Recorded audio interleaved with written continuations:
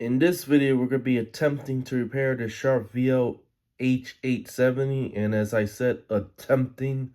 Not sure this is actually going to be repairable or not, but at least you guys get to see inside one of these, if worst case. But it has two major issues. One, the camera assembly doesn't work at all. It's completely dead black screen, even the zoom lever, nothing's working on it, so I suspect it's more than just a CCD. It's likely something to do with the electronics in the camera assembly itself that's faulty, because that side doesn't work at all whatsoever. Number two, the tape transport.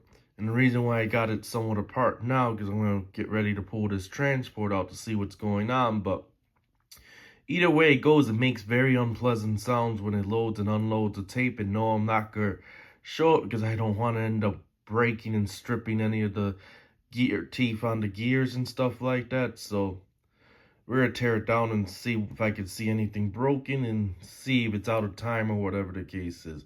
I did already, of course, look at the obvious, which is the first thing I always do, and that is to see if anything's bent, broken, pinch rollers coming out or something like that. And yes, this locking nut is cracked, but this is not loose whatsoever at all. It's still on there, so it's not that's the problem, and I do gotta address that. Put a drop of crazy glue on the top of that, which is gonna hold this locking nut to the shaft. Don't get it inside or bearing of the pinch roller, or you're gonna have a bad day. But either way it goes, that's easy to address. But there's nothing obvious, there's nothing broken out of place, and the sound wasn't coming from the front. It was almost coming from like the back end, or like one of the motors, like the capstan motor or whatever.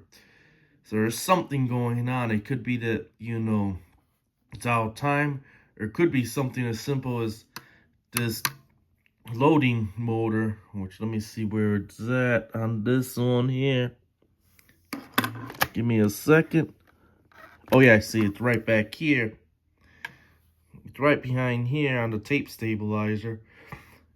Might be staying on too because the mode gear itself is dirty, so it could be something as simple as that, but it sounded like there's something cracked or broken, so we're gonna tear into this thing and see what's going on.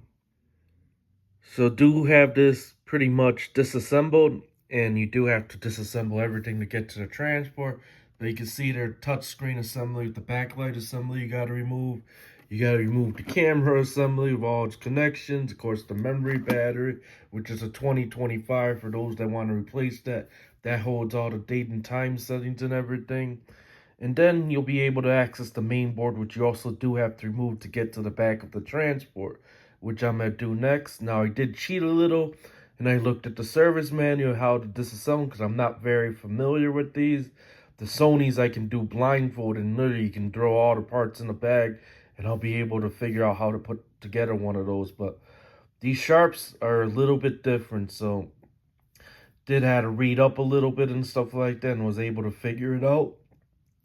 Thankfully, now I'm kind of familiar with how it goes back together now, so it's not as bad as I thought it was going to be. But I'm going to go and get this main board out right here, and we'll be able to access the transport. So went ahead and removed the 3 brass colored screws holding the main board in. And once you do that, you move the mic cable that's right under there. And there's actually a suburb that connects the transport to this main board. So you go ahead and take it out, and then you'll be able to access your transport right here. This is the mic cable, and then this, of course, for your preamp and for the sensors and so forth for the transport and the capstan motor and so forth. Here's your mode gear. So it'll be nice to get to that to clean that, so that's good. I actually like the way this is designed so far.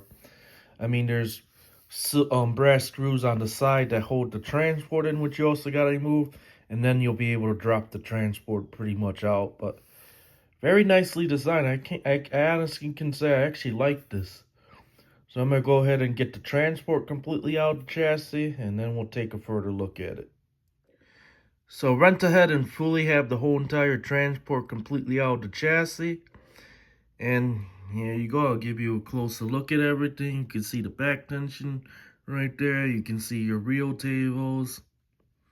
I mean, overall, very nicely built and designed, I will say. I mean, think better in some cases than the Sonys. And you can see there of course is the cleaning pad, and that's deteriorated. So this will definitely get deleted for sure. And here's your loading motor. And what I'm going to do is I'm going to attempt to load it and unload it with a power supply so I can control the current and so forth. And then therefore, I'll be able to see if it's jamming up midway. Is it making the crunching sound? And what I suspect is happening, because what it was doing was, it was only making the crunching sound at the end. It was going as it completely unloaded, or sometimes when it loaded and stuff, but it never did it mid-cycle or as it loaded. It loaded fine, it unloaded fine. The problem was it would stay on for like a couple extra seconds before I pulled the power because I didn't want to break anything. So I suspect this might just be a mode switch issue. And typically what happens is the contacts on these get oxidized and stuff. And when they get oxidized, they don't detect where the position of the transporter, and that loading motor will continue to run. And that's what it sounded like. So I don't see anything that looks broken. I'm expecting everything. So I mean, I will have to go and pull the gears. I'll pull the cover off underneath that top part of the transport just to see if I see anything broken. But nothing looks broken or bent or loose. Nothing fell out, of course. So I suspect it just maybe a shot of contact cleaner in there, and that should fix them. I use contact cleaner without oil, of course. Go ahead and essentially just put 12 volts on this motor to load and unload it completely a few times to exercise it, and put it somewhat back together to test, and maybe that will fix it. The other thing I'm definitely going to do is remove, of course, this head cleaner, because it does more damage than good. But either way it goes, I'll go ahead and do that. See if we have success, or do we have broken gears and stuff. I don't see any off the back. I even looked at the real tables just to see if any were cracked. There's nothing cracked. The only crack I could find was, of course, this locking nut, and the crack is right towards that back side there. Not sure the camera picks it up or not, so I will have to put a drop of super glue on the top of that. Don't put it in between the shaft and bearing of the pinch rotor, otherwise you're gonna be sorry. But I'll go ahead and do that to hold that in place. But everything appears to look good. Everything appears to look like it's in time. I'm looking at the timing marks and stuff. I don't see anything that stands out that it shouldn't be where it's supposed to be. This even got the tape stabilizer too. Actually, pretty nice transport. But I'm going to go ahead and do that, and hopefully we'll have a working transport. You did have to take this apart to access the mode switch regardless, because you don't want to spray contact cleaner on the top part of the transport and get oils and stuff, even though I'm going to use a contact cleaner that doesn't have oil. But you want to, get it right into the actual mode switch. And if you have to, on some transports, you got to take the whole top half off and take the actual mode switch out and clean them manually. Either way it goes, I'm going to go and do that and see if it makes a difference. And hopefully that will fix that issue of the crunching as you unload it. It doesn't do it as you load it, does it right at the end. So it's likely that mode switch. So for those that want to see what the main board looks like, and here you go. You can see some Sony ICs right there. Pretty interesting overall, pretty much. See there, it looks like they bodged something in there after the fact. And there's some sharp ICs too as well. And then here's the other side. I'm not gonna take that off because I am putting this back together, so. But there you go. I'm gonna go get this main board back into the chassis now to test. And for those having a problem with the micro switch that when you open and close the door, it doesn't open correctly or close, there's the micro switch for that. You may want to give that a cleaning, which I already did. So I'm going to go and get this all the way back together pretty much. So do have it somewhat back together. None of the screws are back in yet, so this is kind of all loose. But let's go and see if we fixed anything. Let's go and try the camera first, because I did receive all the cables to the main board. But I doubt I'm going to get that lucky on this, because they're normally not a common problem with it. And yeah, camera's still dead. There's nothing. It's black screen. And I don't think it's an iris issue, because typically a Sony, if the iris gets stuck, you'll get the black screen. Because I did try tapping and stuff. Even then, none of the controls actually work. So yeah, there's something else going on with that. But let's see if the thing I went ahead, the transport itself actually is fixed. So we'll go ahead and put a tape in, and let me go ahead and rotate this in here. Sorry, I got this in pieces still because I'm not sure 100% if it's fixed or not, so I left the screws out. Okay, we'll go ahead and put a tape in there. And yeah, I noticed that it's not doing the crunching sound. Unloading, it's not doing the so I think we fixed it. Or at least I should say I fixed it. Yeah, it sounds good actually. Wow. Okay, and on this particular one, be careful with this here. Let's go and see if it plays. Yeah, that's because everything's loose.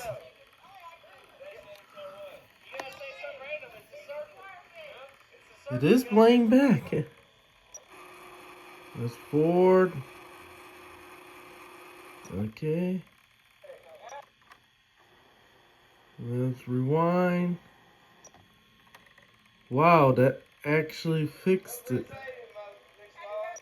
Okay, let's fast rewind. And I mean, it's louder than normal because I got half the covers off, but she is working. Well, I'm happy with this.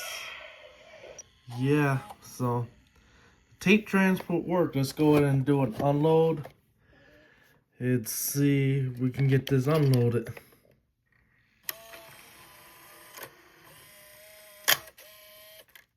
Yes, no more crunching sound. So transport, I would say, is actually fixed. So now we gotta move to the camera assembly. So I went ahead and started disassembling this camera assembly, and I figure I'll give you a look. Here's behind the CCD board right there. And yes, this is a better CCD, as this is a 470K effective pixel sensor, where the other ones are normally like 270K effective pixel, and this is a 1/4 inch sensor.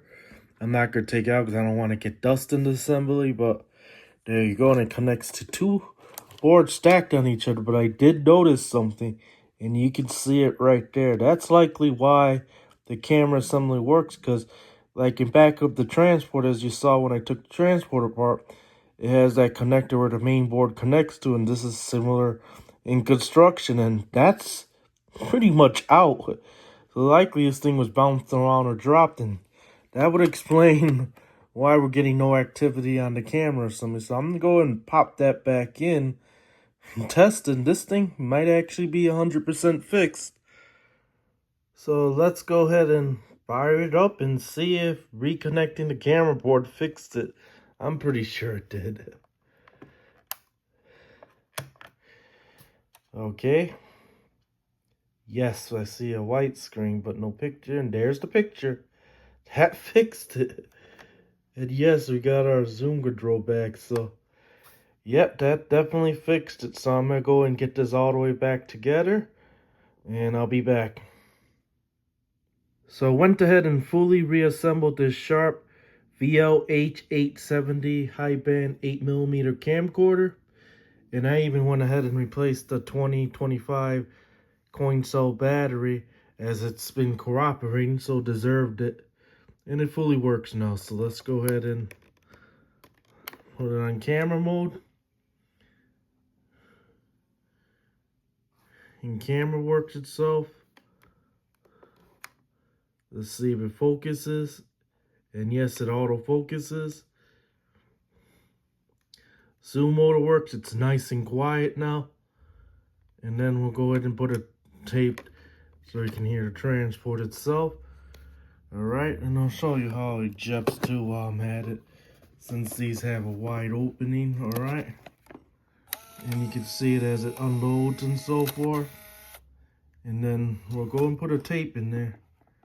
And let me close the door there real quick. Probably not gonna see much as it's loading, but figure why not show. Okay, so let me hold this up here. And let's just try to get it there.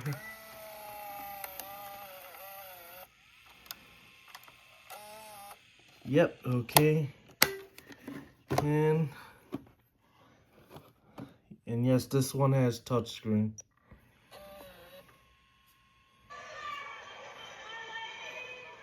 And you can see now that we have all the covers and stuff, it's way more quieter. Oh yeah, she's working well. And we get good audio too. Okay, we'll go through the modes there. Fast scan. And we'll go right to rewind. Okay. And then we'll go to fast forward.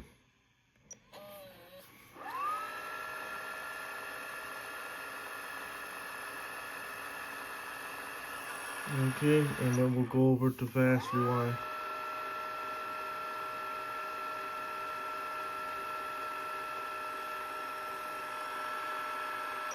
Okay, and we'll go to play. And then we'll go to still.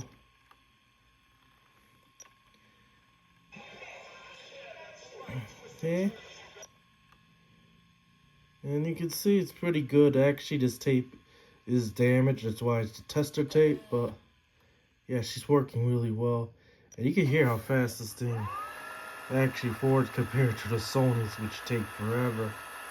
This thing's pretty quick. And now here too, as you rewind, it actually slows down towards the end of the tape. So it doesn't go full speed all the way through. It detects it when it hits close to the end and stuff, depending on where it's at on the reel. It'll actually slow it down. It's pretty nice, actually. There you go. And she's working good, so. This Sharp VL-H870 was actually fully repaired, which I didn't think at the beginning this camcorder was actually going to have any hope of being repaired.